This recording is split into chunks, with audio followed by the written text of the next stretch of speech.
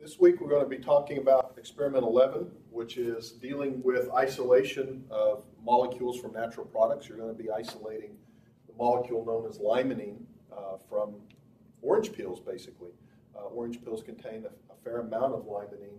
Limonene is a molecule that belongs to a class of molecules known as terpenes, and they're known as terpenes because, at least in theory, you can imagine these being created from connecting several molecules of isoprene together. So if you actually take two isoprene molecules using what's known as the Diels-Alder reaction that you'll be learning about later this semester, you can actually put those together to make limonene quite easily. However, that's not the biosynthetic pathway.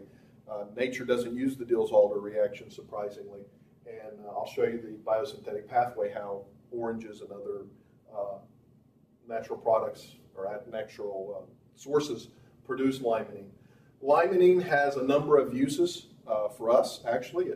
Number one, it kind of smells like citrus, and so it's used an awful lot in furniture polishes, cleaners, things like that you don't want to have a noxious smell to. They'll add limonene to it to make it actually more pleasant smelling. Down here in the south, limonene is actually used to kill fire ants. It is a pesticide, and it's a mild pesticide that actually is non-toxic to humans. Many of you have probably had a piece of orange peel or lemon peel and eaten it before, or used the orange zest or the lemon zest in baking, and you didn't really worry about the toxicity because limonene actually does have low human toxicity and mammal toxicity, I should say. But nonetheless, it kills fire ants and fruit flies quite effectively, this simple molecule.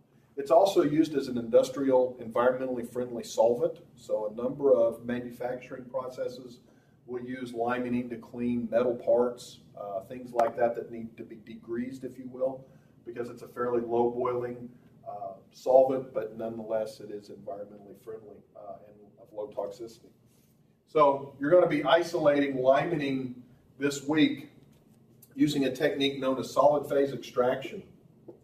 We abbreviate that SPE, solid phase extraction. And it turns out what you're going to do is you're going to take 4 to 5 grams of orange peel. You're going to cut it up into small cubes, and you're going to place it in a beaker with some hexane. Now, if you look at the structure of limonene, you would expect this to be completely soluble in organic solvents, and it is, like hexane. However, when you do your extraction on the orange peel, you're also going to get some orange pigments in that hexane, and we've got to separate that from the limonene. Limonene actually is either colorless or slightly yellow in color, depending on its age. And we want to separate that from those orange pigment molecules. And fortunately for us, most pigments are actually highly polar. And so what we're going to do in the solid phase extraction is you'll take a column made out of a pipette, and you're going to put into this column a little bit of silica gel, which is highly polar. You're going to take your hexane extract that contains both the limonene and the orange pigments. You're going to place on here and allow that to run through. The pigments will actually stick to the top of this silica gel. You'll see a yellowish orange band build up on the top, and it won't move.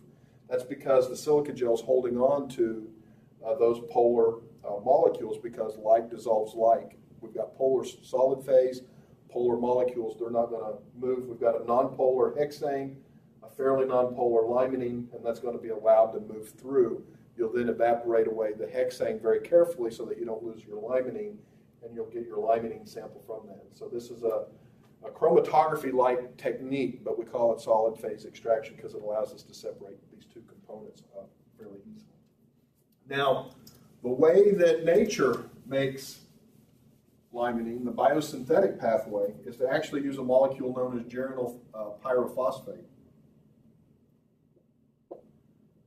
Draw that here.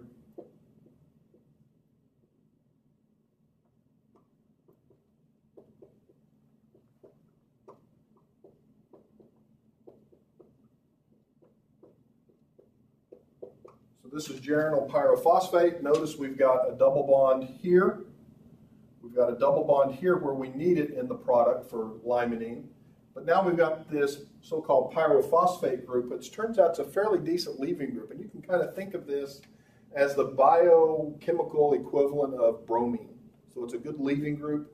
It's on a primary type carbon, so it should be easy to remove. We've got a double bond here, which can function as our nucleophile. So we've got a nucleophile, we've got an electrophile. We're going to push those arrows here, kick out the leaving group, and that's going to make the new carbon-carbon bond between these two carbons.